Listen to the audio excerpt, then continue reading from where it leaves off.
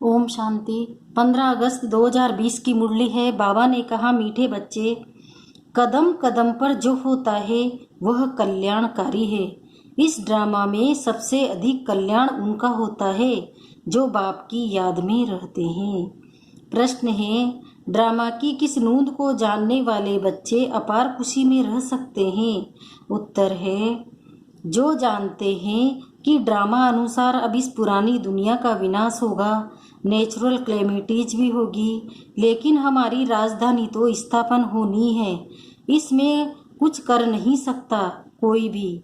बल अवस्थाएं नीचे ऊपर होती रहेगी, कभी उमंग कभी ठंडे ठार हो जाएंगे, इसमें मूझना नहीं है। सभी आत्माओं का बाप भगवान हमको पढ़ा रहे हैं, इसी खुशी में रहना है। गीत है, महफिल में जल उठी क्षमा। ओम शांति। मीठे मीठे नंबरवार पुरुषार्थ अनुसार चैतन्य परमाणुओं को बाबा याद प्यार दे रहे हैं। तुम सब हो चैतन्य परवाने। बाप को समा भी कहते हैं, परंतु उनको जानते बिल्कुल नहीं है।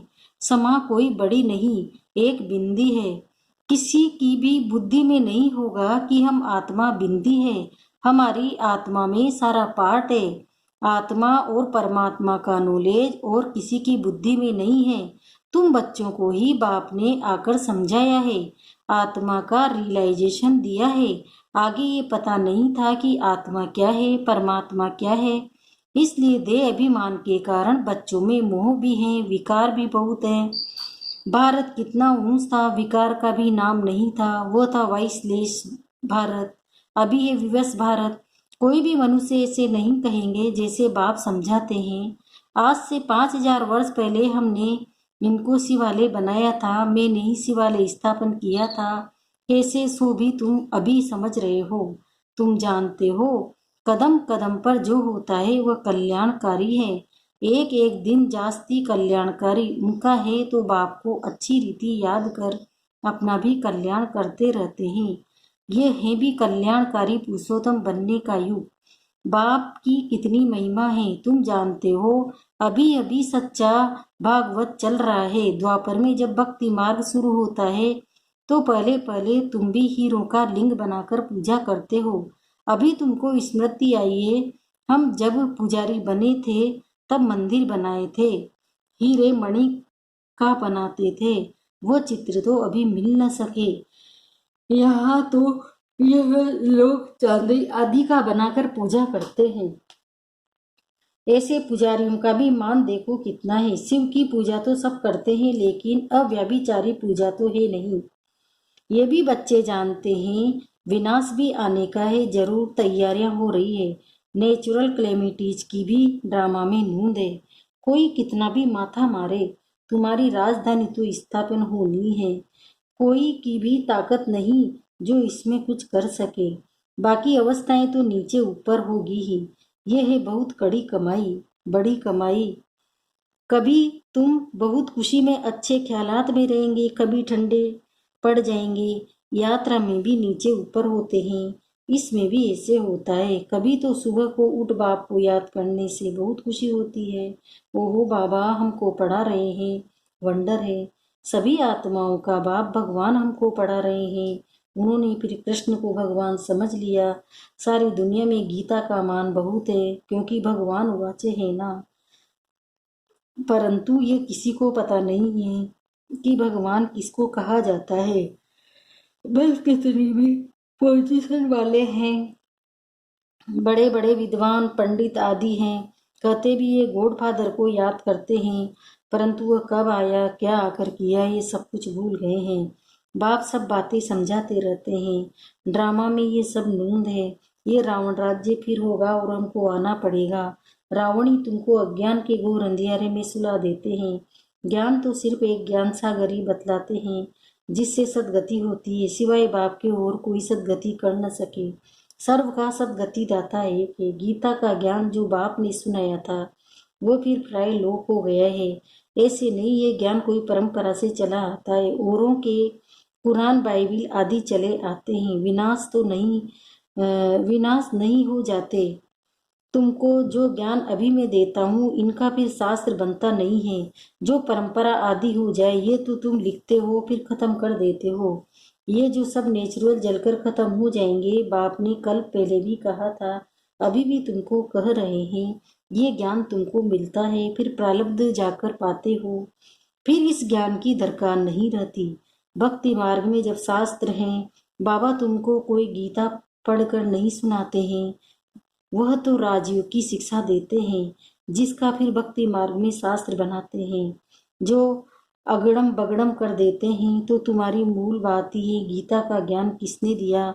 उनका नाम बदली कर दिया, और कोई के भी नाम बदली नहीं हुए। सबके मुख्य धर्म शास्त्र है ना। इसमें मुख्य है डिटिज्म, इस्लामिज्म, बुद्धिज्म। भल करके कोई कहते हैं कि पहले बुद्धिज्म है, पीछे इस्लाम है, इस्लामिज्म है। बोलो, इन बातों से गीता का कोई ताल्लुक नहीं है। हमारा तो काम है बाप से वर्षा लेने का। बाप कितना अच्छी रीति समझाते हैं। ये बड़ा झाड़ है, अच्छा है, जैसा फ्लावर वाज है, 3 ट्यूब्स निकलती हैं। कितनी अच्छी समझ से बनाया हुआ झाड़ है। कोई भी झट समझ जाएंगे कि हम किस धर्म के हैं, हमारा धर्म किसने स्थापन किया। ये दयानंद, अरविंद घोष आदि तो अभी होकर गए हैं। वह लोग भी योग आदि सिखलाते हैं। ये सब भक्ति ज्ञान का तो नाम निशान नहीं। कितने बड़े बड़े टाइटल मिलते हैं। ये भी सब ड्रामा में नींद है। फिर भी होगा। 5000 वर्ष बाद शुरू से लेकर ये चक्र कैसे चला है, फिर कैसे रिपीट होता रहता है। तुम जानते हो, अभी का प्रेजेंट फिर पास्ट हो, फ्यूचर हो जाएगा। पास्ट प्रेजेंट फ्यूचर, जो फास्ट हो जाता है वो फिर फ्यूचर होता है। इस समय तुमको नॉलेज मिलती है, फिर तुम राजा ही लेते हो। इन देवताओं का राज्य था ना, उस समय और कोई राज्य नहीं था। यह भी एक कहानी मिसल बताओ, बड़ी सुंदर कहानी बन जाएगी। लोंग लोंग 5000 वर्ष पहले भारत सत्युग था। कोई धर्म नहीं था, सिर्फ देवी देवताओं का राज्य था। उनको सूर्यवंशी राज्य कहा जाता था। लक्ष्मी नारायण का राज्य चला 1250 वर्ष, फिर उन्होंने राज्य दिया दूसरे भाई यूं शास्त्रियों को, फिर उनका राज्य चला। तुम समझा सकते हो कि बाप ने आकर पढ़ाया था। जो अच्छी रीति पढ़े वह सूर्यवंशी बने, जो फेल हुए उनका क्षत्रिय पढ़ा। बाकी नाम आदि की बात नहीं है। बाबा कहते हैं, बच्चे तुम मुझे याद करो तो तुम्हारे विकर्म विनाश हो जाएंगे, तुम्हें विकारों पर जीत पाए। बाप ने ऑर्डिनेंस निकाला है, जो काम पर जीत पाएंगे वही जगत जीत बनेंगे। पीछे आधा कल्प बाद फिर वाम मार्ग में गिरते हैं। उन्हों के भी चित्र हैं, सकल देवताओं की बनी हुई है। राम राज्य और रावण राज्य आधा आधा है। उनकी कहानी बैठ बनानी चाहिए। फिर क्या हुआ, फिर क्या हुआ, यही सत्यनारायण की कहानी है। सत्य तो एक ही बाप है, जो इस समय आकर सारे आदि मध्य अंत का तुमको नॉलेज दे रहे हैं, जो और कोई दे न सके। मनुष्य तो बाप को ही नहीं जानते। जिस ड्रामा में एक्टर हैं, उनके क्रिएटर डायरेक्टर आदि को नहीं जानते, जो बाकी कौन जानेगा। अभी तुमको बाप बतलाते हैं, ड्रामा अनुसार ही फिर ऐसे होगा। बाप आकर तुम बच्चों को फिर पढ़ाएंगे। यहाँ दूसरा कोई आ न सके। बाप कहते हैं, मैं बच्चों को ही पढ़ाता हूँ, कोई नए को यहाँ बिठा नहीं सकते। इंद्रप्रस्थ की कहानी भी है ना, नीलम परी पुखराज परी नाम है ना। तुम्हारे में भी कोई हीरे जैसा रतन है। देखो, रमेश ने ऐसी बात निकाली, प्रदर्शनी भी की, जो सबका विचार सागर मंथन हुआ। जो हीरे जैसा काम किया ना। कोई पुखराज है, कोई क्या है, कोई तो बिल्कुल कुछ नहीं जानते। यह भी जानते हो कि राजधानी स्थापन होती है, उनमें राजाएं रानियां आदि सब चाहिए। तुम समझते हो, हम ब्राह्मण श्रीमत पर पढ़कर विश्व के मालिक बनते हैं। कितनी खुशी होनी चाहिए। ये मृत्यु लोग खत्म होना है। ये बाबा तो अभी ही समझते ही रहते हैं कि हम जाकर बच्चा बनेंगे। बचपन की ये बातें अभी ही सामने आ रही है, चलन ही बदल जाती है। ऐसे ही वहां भी जब बूढ़े होंगे तो समझेंगे, अभी वानप्रस्थी छोड़ हम किशोर अवस्था में चले जाएंगे। बचपन ही सतो प्रधान अवस्था। लक्ष्मी नारायण तो युवा है, शादी किए हुए को किशोर अवस्था थोड़ी ही कहेंगे। युवा अवस्था को रजा, वृद्ध को तमु कहते हैं। इसलिए कृष्ण पर लव जास्ती रहता है तो लक्ष्मी नारायण भी वही, परंतु मनुष्य ये बातें नहीं जानते। कृष्ण को द्वापर में, लक्ष्मी नारायण को सतयुग में ले गए। अभी तुम देवता बनने का पुरुषार्थ कर रहे हो। बाप कहते हैं, कुमारियों को तो बहुत खड़ा होना चाहिए। कुमारी कन्या, अधर कुमारी, देलवाड़ा आदि जो भी मंदिर है, यह तुम्हारे ही एक्यूरेट यादगार है। वो ये चैतन्य, तुम यहाँ चैतन्य में बैठे हो, भारत को स्वर्ग बना रहे हो। स्वर्ग तो यहीं होगा, मूल वतन सूक्ष्म वतन कहाँ है? तुम बच्चों को सब मालूम है, सारे ड्रामा को तुम जानते हो। जो पास्ट हो गया सो फिर फ्यूचर होगा, फिर पास्ट होगा। तुमको कौन पढ़ाते हैं ये समझना है। हमको भगवान पढ़ाते हैं, बस खुशी में ठंडे ठार हो जाना चाहिए। बाप की याद से सब घोटाले निकल जाते हैं। बाबा हमारा बाप भी है, हमको पढ़ाते भी हैं, फिर हमको साथ भी ले जाएंगे। अपने को आत्मा समझ परमात्मा बाप से इसी बातें करनी है। बाबा हमको अभी मालूम पड़ा है, ब्रह्मा और विष्णु का भी मालूम पड़ा है। विष्णु की नाभि से ब्रह्मा निकला। अब विष्णु दिखाते हैं क्षीर सागर में, ब्रह्मा को सूक्ष्म वतन में दिखाते हैं। वास्तव में है यहाँ। विष्णु तो हुआ राज्य करने वाला, अगर विष्णु से ब्रह्मा निकला तो जरूर राज्य भी करेगा। विष्णु की नाभि से निकला तो जैसे कि बच्चा हो गया। ये सब बातें बाप बेट समझाते हैं। ब्रह्मा की 84 जन्म पूरे कर अब फिर विष्णुपुरी के मालिक बनते हैं। ये बातें भी कोई पूरी रीति समझते नहीं है, तब तो वो खुशी का पारा नहीं चढ़ता। वो गोपियां तो तुम हो, सतयुग में थोड़े ही होंगे। वहां तो होंगे प्रिंस प्रिंसेस। गोपियों का गोपी वल्लभ है ना। प्रजापिता ब्रह्मा है सबका बाप, और फिर सब आत्माओं का बाप है निराकार शिव। ये सब है मुख वंशावली। तुम सब बीके भाई बहन हो गए, क्रिमिनल आई हो न सके। इसमें ही माया हार खिलाती है। बाप कहते हैं अभी तक जो कुछ पढ़ा है उसे बुद्धि से भूल जाओ। मैं जो सुनाता हूँ वो पढ़ो। सीढ़ी तो बड़ी फर्स्ट क्लास है। सारा मदार है एक बात पर, गीता का भगवान कौन है? कृष्ण को भगवान कह नहीं सकते। वो तो सर्वगुण संपन्न देवता है, उनका नाम गीता में दे दिया है। सांवरा भी उनको बनाया और फिर लक्ष्मी नारायण को भी सांवरा कर देते हैं। कोई हिसाब किताब ही नहीं।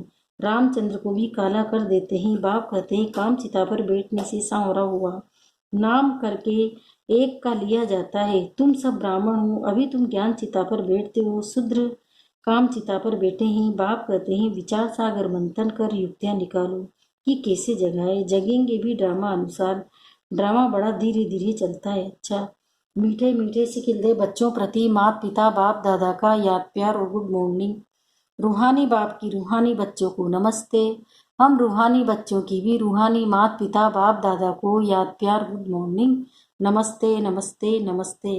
शुक्रिया बाबा, शुक्रिया आपका पद्मा पदम, शुक्रिया। धारणा के लिए मुख्य सहारे पहला है सदा इसी स्मृति में रहना कि हम गोपी वल्लभ के गोप गोपियां हैं। इसी स्मृति से सदा खुशी का पारा चढ़ा रहे। दूसरा है अभी तक जो कुछ पढ़ा है उसे बुद्धि से भूल, बाप को जो सुनाते वही पढ़ना है। हम भाई बहन हैं, इस स्मृति से क्रिमिनल आई को खत्म करना है। माया से हार नहीं खानी है। वरदान है रियलिटी द्वारा रॉयल्टी का प्रत्यक्ष रूप दिखाने वाले साक्षात्कार मूर्त भव। अब इसका विस्तार बता रहे हैं बाबा। अभी ऐसा समय आएगा जब हर आत्मा प्रत्यक्ष रूप में अपने रियलिटी द्वारा रॉयल्टी का साक्षात्कार कराएगी। प्रत्यक्षता के समय माला के मणके का नंबर और भविष्य राज्य का स्वरूप दोनों ही प्रत्यक्ष होंगे। अभी जो रेस करते करते थोड़ा सा रीस की धूल का पर्दा चमकते हुए हीरों को छिपा देता है, अंत में ये पर्दा हट जाएगा। फिर छिपे हुए हीरे अपने प्रत्यक्ष संपन्न स्वरूप में आएंगे। रॉयल फैमिली अभी से अपनी रॉयल्टी दिखाएगी, अर्थात अपने भविष्य पद को स्पष्ट करेगी। इसलिए रियलिटी और रॉयल्टी का साक्षात्कार कराओ। स्लोगन, किसी भी विधि से व्यर्थ को समाप्त कर समर्थ को इमर्ज करो। ओम शांति।